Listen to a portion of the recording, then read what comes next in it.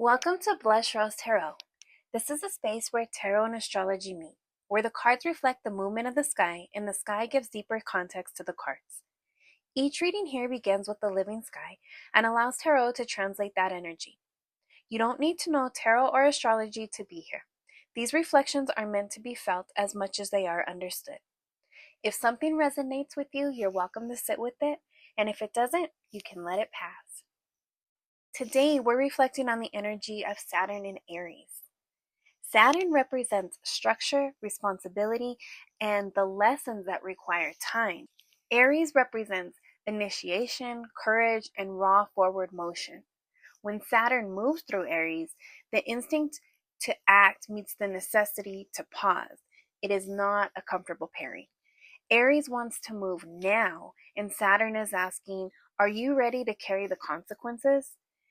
This transit reshapes how we assert ourselves, how we lead, how we use our will.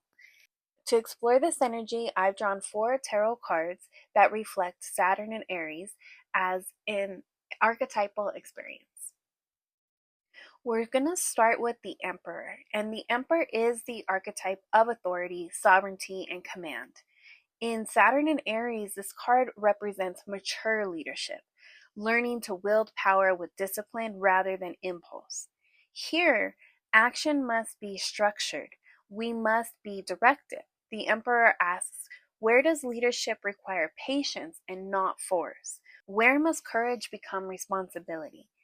This is Aries learning that true strength holds its ground rather than charging blindly ahead. When structure tightens, pressure builds. The next card we come to is the Tower. The Tower reflects what happens when unstable foundations meet reality. In the context of Saturn and Aries, this is a collapse of impulsive structures, actions taken without foresight, authority built without endurance. This is not chaos for its own sake, it is correction. The Tower clears space for the new form of strength, one that can survive time, resistance, and consequence. This card reminds us that not all breakdowns are failures. Some are necessary initiations. After the fall, the weight becomes visible. It moves us to the Ten of Wands. This card represents burden, exhaustion, and carrying more than one should. Under Saturn and Aries, it reflects the realization that effort alone is not sustainable. Aries often believes more force equals more progress, but Saturn teaches otherwise. This card asks, what responsibilities are real and which are self-imposed? Where has momentum turned into strain?